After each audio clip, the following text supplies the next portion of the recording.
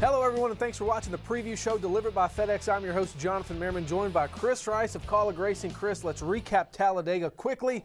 Ricky Stenhouse Jr. gets the win, but more impressive, he beat Kyle Busch to do it. Gibbs still hasn't found victory lane, and Roush has. Gibbs hadn't found victory lane this year. It goes all the way back to Texas with Carl Edwards, someone that is retired. They haven't found victory lane, and really, I think they're searching now. They've been to a lot of different racetracks, but Ricky Stenhouse, super excited to watch him win a race. They had a really fast race car. He made an educated move at the end, and man, it was awesome race at the end. I still got some cold chills from it. And we will give credit where credit is due. Ricky Stenhouse Jr. made a great move past Kyle Busch, but you have to imagine the Tuesday morning meeting at Joe Gibbs Racing is not going to be a very happy one because we're, 10 races into this thing, and they're not in victory lane yet. They have Kansas probably circled on their schedule to get a win. So, I mean, what's that conversation going to be like at Gibbs this week? Well, it probably moved to Monday because it's a little bit of panic mode. Yes, we are 10 races in. They had 12 wins last year, and we haven't seen them close to victory lane yet.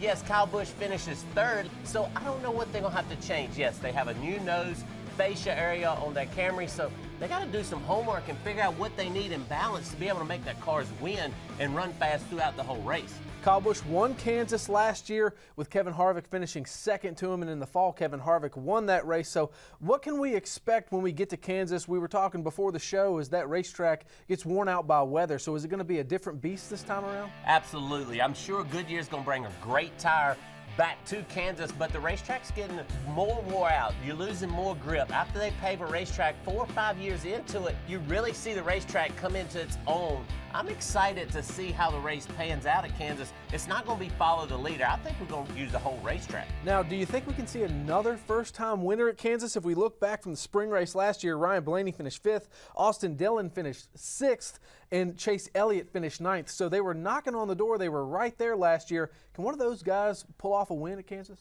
I'm going to pick, I guess, Chase Elliott and Ryan Blaney to talk about because they have ran well all year. They've had fast race cars, been caught up in wrecks. They're going back to a racetrack to where they can take care of their own destiny, unlike Talladega. So between those two guys, I feel it might be a win coming. All right, now let's play NASCAR Fantasy Live.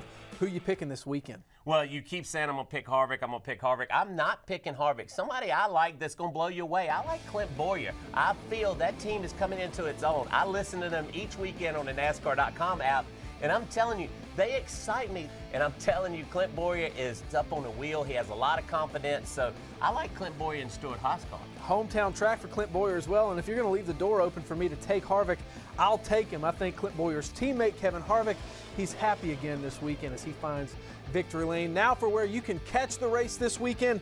It's Under the Lights on Saturday night. It's the Go Bowling 400. That starts at 7:30 p.m. Eastern Time on FS1. Chris, we appreciate your time and insight. We appreciate you watching, and enjoy the night racing at Kansas, everyone.